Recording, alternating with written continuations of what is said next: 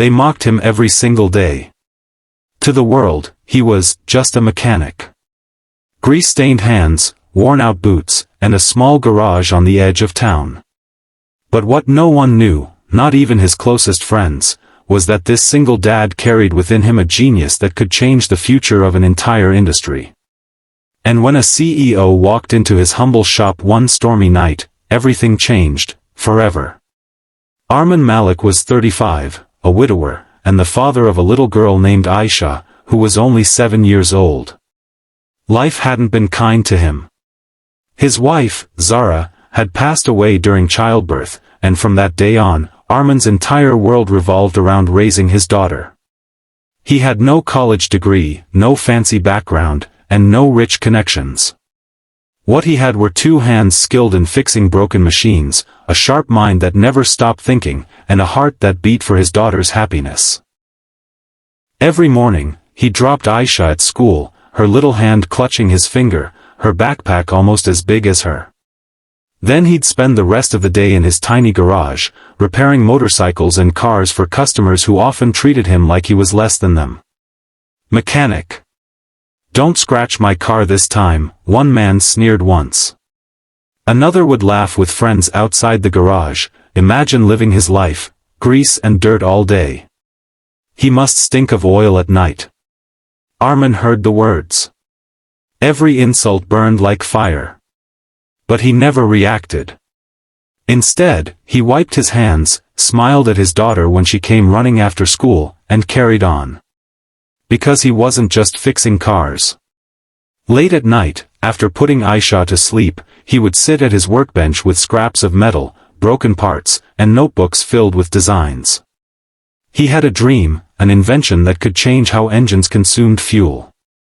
Something that could make vehicles cheaper, faster, and cleaner. He had been working on it for years in silence, while the world mocked him. But dreams are heavy when you're poor. He didn't have investors, he didn't have patents, and he didn't have time. He had bills to pay, groceries to buy, and a daughter to raise. Still, he kept going. One evening, as rain poured heavily over the city, a black luxury car broke down right in front of his garage. Arman rushed out to help, not even noticing at first who was inside. The window rolled down, and there sat a woman in her early 40s, confident, commanding, and clearly from another world. It was Nadia Khan, the CEO of one of the biggest automobile companies in the country. Her driver tried to fix the car, but it was no use. Arman simply said, "I'll take care of it." Nadia raised an eyebrow. She had seen countless mechanics, but something about the way Arman spoke, calm, certain, respectful, made her nod. In less than 20 minutes, he not only fixed the car but also explained why the breakdown had happened in the first place, pointing out a flaw in the car's fuel system design. He spoke with such depth, clarity, and understanding of engineering that Nadia was left stunned. "Where did you study?" she asked. Arman simply smiled. "I didn't. Life was my university." That night, Nadia couldn't sleep. She kept thinking about the mechanic with the genius hidden behind tired eyes. A week later, she returned, not with a broken car, but with an offer. "I want you to come work with my team," she said, standing inside his small garage. "We need minds like yours." Arman shook his head. "I can't leave this place. My daughter needs me. This garage, it feeds us." But Nadia was not one to give up. She arranged for Aisha to attend the best school with a scholarship, and offered Arman flexible hours. What sealed it was when Aisha whispered, "Abba, maybe this is your chance. Mama would want you to try." For the first time in years, Arman felt hope flicker. Working at the company wasn't easy. Many engineers looked down on him. "He's just a mechanic," they whispered. "He doesn't even have a degree. Why is he here?" They mocked him during meetings, ignored his suggestions, and rolled their eyes whenever he spoke. But Arman stayed calm, just like he always had. Every night, he returned home to Aisha, who would ask, did you show them today, Abba? And he would smile softly, not yet, Beta. But soon. Then came the day of the big presentation. The company was struggling with rising costs and fuel inefficiency in their new engine line. Armin had been silently working on his design for years, and now, he finally had a chance to show it. When the day arrived, the boardroom was filled with top executives, investors, and engineers. Armin stood at the front, wearing a simple shirt and trousers, his hands trembling slightly. He placed a small prototype engine on the table and began to explain. Within minutes, the room fell silent. His design wasn't just innovative, it was revolutionary. He demonstrated how the engine consumed 40% less fuel, produced lower emissions, and yet gave higher performance. For the first time, the mocking voices were gone. Replaced by awe. By respect. By silence so heavy it felt like history itself was being made. Nadia smiled proudly. Ladies and gentlemen, meet the man who just changed the future of our company. News spread like wildfire. That the mechanic was suddenly on the front page of newspapers. Journalists called him the genius from the garage. Investors wanted to meet him. Universities invited him to lecture. But through it all, Armin stayed the same. He still dropped Aisha to school every morning. He still returned home to cook dinner with her. And in the garage, he left one corner untouched, the workbench where his dream had first begun. Months later, during a public event, a young man asked Armin, "Sir, what's the secret to your success?" Armin looked at the audience, then at his daughter sitting in the front row, smiling proudly. "My secret," he said softly. "They called me just a mechanic. And maybe I was. But I never let their words define me. I believed in what I had, I worked quietly, and I held on to my dream, even when life gave me nothing but reasons to give up. You don't need a big name or a big degree to be someone. All you need is faith, persistence, and a reason to keep going." Mine was sitting right there, my daughter. The hall erupted in applause. And from that day forward, Armin was no longer just a mechanic. He was living proof that even the smallest garage could hold the brightest genius, and that no dream is too small when fueled by love and perseverance. Morning came quietly in the Malik household. The first rays of sunlight slipped through the cracked window blinds, casting thin golden stripes across the small living room. Armin stirred awake on the worn sofa where he had fallen asleep after a night of tinkering with wires and gears.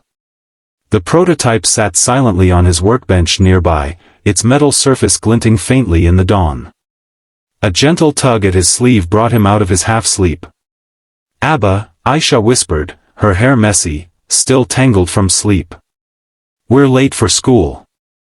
Armin blinked, rubbed his eyes, and smiled. "Late?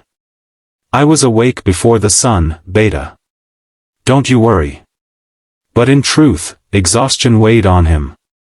His nights were long, balancing work, fatherhood, and secret inventions. Yet when he saw Aisha's eager little face, every tired bone in his body found strength again.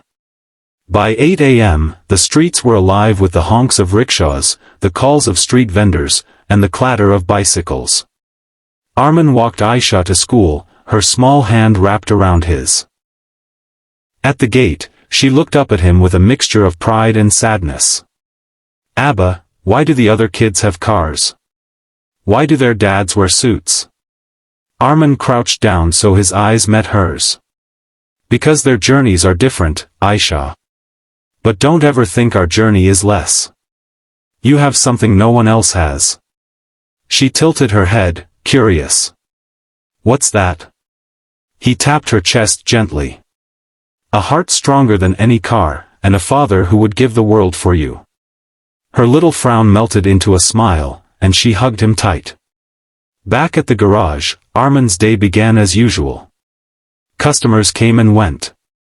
Some were kind, most were indifferent, and a few were cruel. One man, a young banker in polished shoes, threw his car keys onto the workbench and scoffed, "Fix it quick, mechanic. I've got meetings more important than your life." Armin simply nodded, biting back the sting of the words. He had learned long ago that dignity wasn't in replying, it was in proving. Still, the laughter of others sometimes rang in his ears even after they left. He often wondered, do they see nothing but grease when they look at me? When the sun dipped below the horizon, Aisha returned to the garage after school. She perched on a stool, legs swinging, watching her father work. "Abba, what's that?" she asked, pointing at a metal cylinder on the side table. Armin glanced over. "That is a dream in disguise." Her eyes widened. "Really?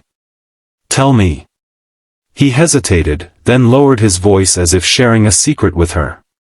"This small machine could make cars run faster, use less fuel, and be kinder to the air we breathe.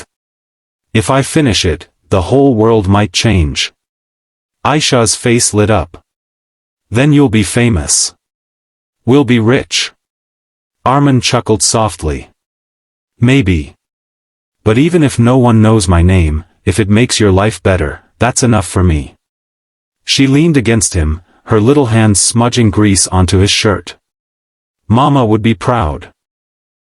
The words pierced him like both a knife and a bomb. He held her close, silently promising Zara, his late wife, that he would not fail their daughter. That night, long after Aisha drifted to sleep, Armin returned to the storeroom. The single bulb flickered above his workbench. He sat hunched over, scribbling calculations in a worn notebook, testing pieces of his prototype.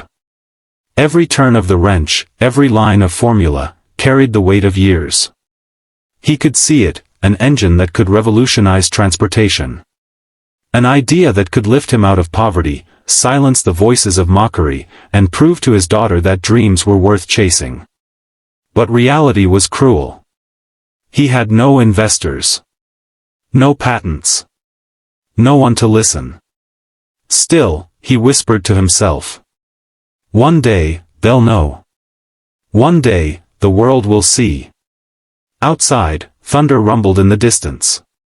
The first drops of rain began to fall.